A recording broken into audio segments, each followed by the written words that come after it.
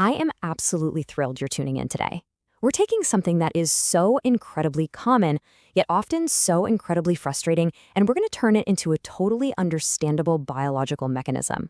Look, if you've ever felt like your skin is literally just unpredictably turning against you out of nowhere, well, you are in the exact right place. Today, we're stripping away the myths, ignoring all the marketing fluff, and ditching the guesswork.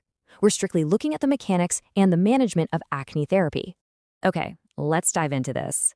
The source material we're looking at today frames acne in a really fascinating way. It describes it simply as a structural and biological traffic jam. I gotta say, I absolutely love this metaphor. You know, when you get a sudden breakout, it kind of feels like total chaos, right? But the reality is, it isn't. It's actually a highly specific, microscopic pileup happening right beneath the surface of your skin. So the huge overarching question we have to answer first is, why do we get acne? I mean, before we can even start talking about all those fancy serums, prescriptions, or treatments, we have to zoom way in. We really need to look at the microscopic level to figure out the exact environment where this traffic jam is actually occurring. To get us there, we've got a pretty solid roadmap for today's explainer. We're going to start by looking at that microscopic traffic jam, then move into how the pileup actually happens, and then what internal triggers flip that switch. And here's the best part. If you stick with the microscopic biology with me for just these first few minutes, I promise you're going to be rewarded with the exact logical treatments to solve it. Once we understand the problem, the solutions, they literally just make perfect sense. So let's establish what a healthy, normal baseline looks like before the inevitable crash happens. Believe it or not, every single pimple, no matter how big, small, or painful, starts right here.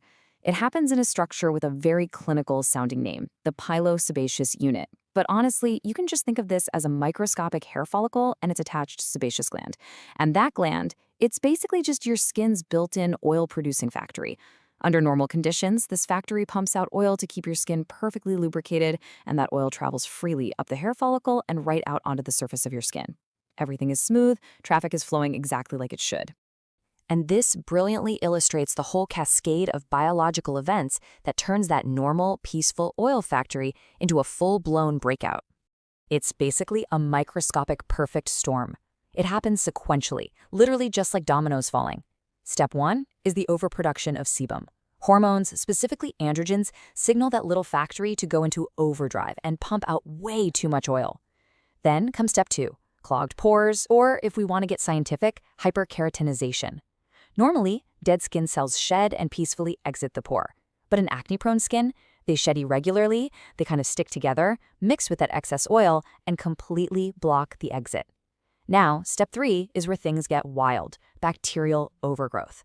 You see, you have this naturally occurring bacteria on your skin called C. acnes, and it absolutely loves trapped oil.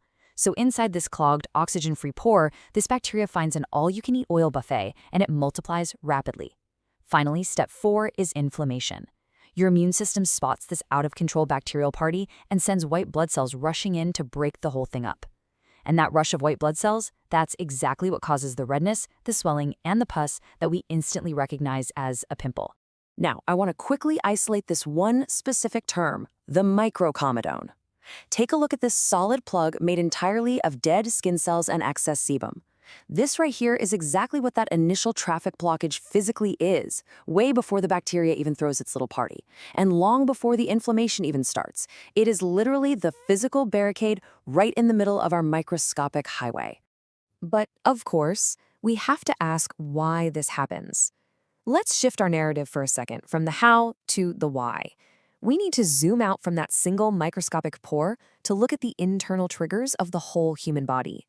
Because this mechanical pileup doesn't just happen out of nowhere, right? Systemic things actually flip the switch. Hormonal fluctuations are a massive trigger. Things like puberty, menstrual cycles, pregnancy, or conditions like PCOS.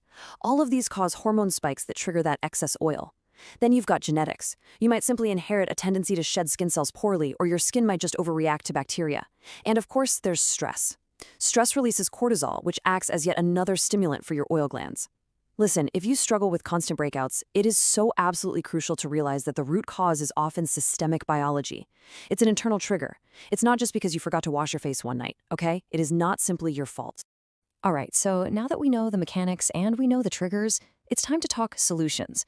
Because acne is caused by a multi-step pipeline, our treatments act like specialized tools designed to target specific points of that breakdown. Let's look at the first responders you can grab right off the shelf. Now, what's really interesting about this slide is the stark contrast between our two most common drugstore treatments. They perform completely different mechanical jobs to clear the road.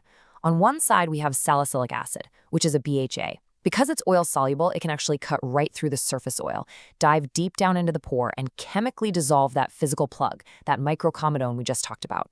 But then on the other side, we have benzoyl peroxide. This guy doesn't dissolve the plug. Instead, it's an antimicrobial agent that introduces oxygen straight into the pore. Remember how we said that C. acnes bacteria thrives in an oxygen-free environment? Well, benzoyl peroxide basically bombs the pore with oxygen, effectively killing the bacteria and stopping step 3 of our pileup right in its tracks. And then, of course, we have adapalene, which you probably know by the brand name Differin. This is a mild, over-the-counter topical retinoid, a vitamin A derivative. Now, instead of dissolving a plug or attacking bacteria, adapalene regulates your skin cell turnover. It literally teaches your skin to shed its cells properly, which stops the microcomedone from ever forming in the first place. It's a true preventative tool. But what happens when those basic tools just aren't quite enough? Let's move up the ladder and look at the heavy-duty tow trucks, the prescription interventions for moderate to stubborn acne that just isn't budging. When you visit a dermatologist, they bring out the heavy equipment, things like tretinoin or tazarotene. These are prescription-strength retinoids, essentially much stronger versions of that adapalene we just saw, and they are highly effective at stopping clogs. Then you have topical antibiotics, like clindamycin. These are often used to forcefully kill the bacteria, usually paired up with benzoyl peroxide to prevent bacterial resistance. And then there's azelaic acid. This is a fascinating one. Not only does it clear pores and reduce bacteria, but it is uniquely brilliant at fading those dark red or brown marks, the post-inflammatory hyperpigmentation, that are left behind on the skin long after the crash has actually been cleared. Now, for moderate to severe deep cystic acne, dermatologists look at oral medications, which work systemically. Let's map these out real quick. Oral antibiotics, like doxycycline, work from the inside to massively slash bacteria levels and reduce inflammation. Really great for the temporary management of severe breakouts. Then we have hormonal regulators, like spironolactone or oral contraceptives. These actually block those androgen hormones we discussed back in step 1, dramatically decreasing oil production right at the factory level. This is highly effective for, say, hormonal jawline breakouts. And finally, the absolute heavy hitter, isotretinoin, which you might know as Accutane. This powerful oral medication actually shrinks the sebaceous glands permanently. It stops oil production right at the source, offering long-term clearance for severe, treatment-resistant acne. As you can see, every single one of these medications perfectly targets a specific failure point in our 4-step biological pipeline. Okay, let's bring all this complex biology all the way home to some actionable, everyday advice that you can actually use right now. The foundational daily rules to prevent the traffic jam are super simple, but they are absolutely critical. First, wash your face twice a day with a gentle, non-stripping cleanser. You do not want to agitate the skin barrier. Next, check your products. You absolutely must look for skincare and makeup labels that explicitly state non-comedogenic. That word literally means the product has been formulated and rigorously tested so that it will not contribute to the formation of a comedone or a pore plug. And lastly, the golden rule of skincare: never ever pop or squeeze your pimples. I know, it's insanely tempting, but let's look at the mechanical danger of popping a pimple. So the crucial point is this: when you squeeze, you aren't just pushing stuff out and up. The pressure also forces that trapped bacteria deeper down into the dermis layer of your skin. You are literally actively spreading the infection, triggering a massive inflammatory immune response, and making permanent scarring far, far more likely. Seriously, just let the targeted treatments do the clearing work. Wow, we've covered a lot of ground today, haven't we? From microscopic oil factories to systemic hormonal triggers and all the specific tools used to keep that traffic flowing. But I want to leave you with this final provocative thought. Go look at the products sitting on your bathroom counter right now. Is your skincare routine actually treating the biological root cause of the pileup, or are you just battling the surface symptoms after the crash has already happened? Armed with the mechanics you've learned today, you now have the ultimate power to take control of your skin's biology. Thanks so much for joining me on this explainer. Keep learning, and I'll see you in the next one.